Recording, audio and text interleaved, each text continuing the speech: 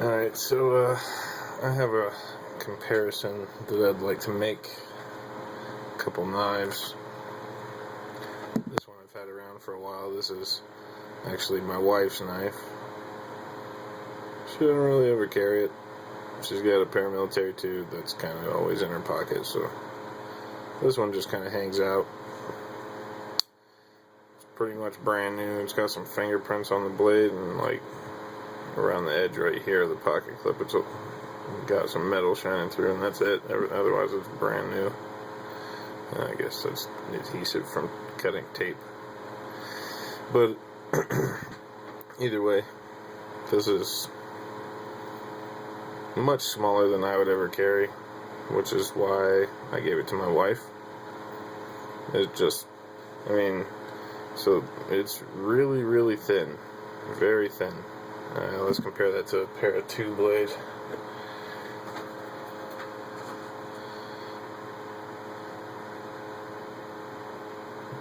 That thing is incredibly thin.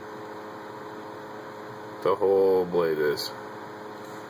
But, I'm not knocking on it for being thin. It's an incredible slicer as far as like cutting an apple, slicing grapes in half for my little girl. This one's pretty great at that. I think the blue is pretty great looking. The texturing is awesome on these FRN knives. I just don't carry it, so it's that simple. So I gave it to my wife for her birthday. She loved it, and then it sat because same issue as me. Pair of 2 just won't come out of the pocket for her. But I wanted to compare this knife with a couple others that I'm finding are kind of similar. 2 other knives that I have. Both of them are somewhat recent acquisitions. One of them is pretty much my favorite, like outside of work carry knife now. Spyderco Techno. I am completely in love with this knife. If I'm not at work, this is in my pocket. I love this thing. That is a stout 5mm thick slab of CTS XHP. Great utilitarian kind of blade shape, whole bunch of belly, super stout tip, incredible action. You could see the bronze bushings inside of there. They're very thick,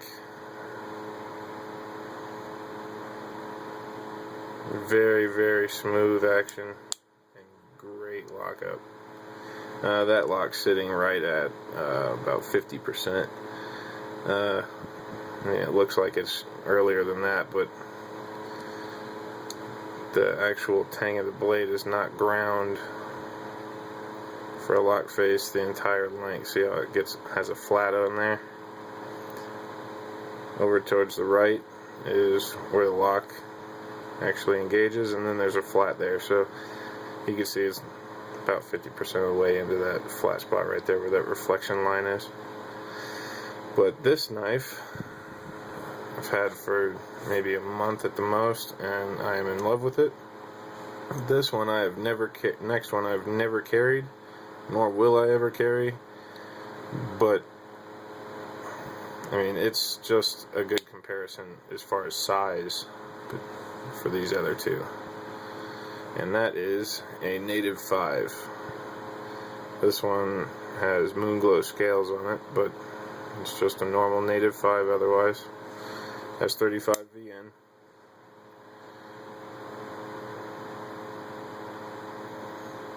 That's 35 VN blade steel, made in Golden, Colorado, right down the street from my house.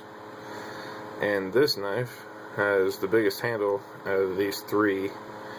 However, the blade length, the cutting edge, well, I guess it's about the same length as the Delica as far as handle goes. It's just broader. And then the Techno is just a little micro machine. About the same thickness as the other 2. I guess slightly thicker than the Delica handle, slightly thinner than the Native handle, but pretty much the same across the board as far as thickness. This one's the broadest overall. this one comes in second. Naturally, this one is the narrowest, except for in this point, which it's pretty much the same as the other two. Now, cutting edge is the part that I wanted to compare. You can see native 5 gives you an entire handful if you use the choil. I wear XL gloves, and then it leaves you this tiny little cutting edge. So that's what I'm going to compare, is the cutting edge. This one has a slightly smaller handle because it doesn't have a choil. Cutting edge is identical. And then the little guy, cutting edge is about 1 millimeter shorter. Yeah, this might make it easier to see.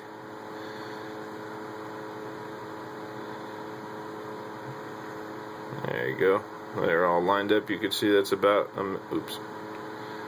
Techno's about 1 millimeter shorter. The back of the edge is all lined up on all 3 knives. But out of all 3 of these price points you're talking about, I think this one, I think they're going for around 60 bucks, something like that, for a Delica 4, I think. Native 5s are going for around like 150 to 170, I think it's the highest I've seen it. And that is the same price as this brand new, 150 to 170. So between these 3, which one would you pick?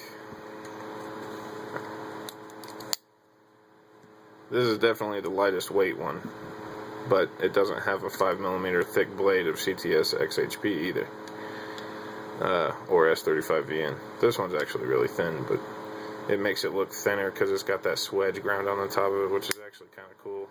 See the swedge up on the top right there? Yeah. Pretty cool design. Makes it look thinner than it actually is.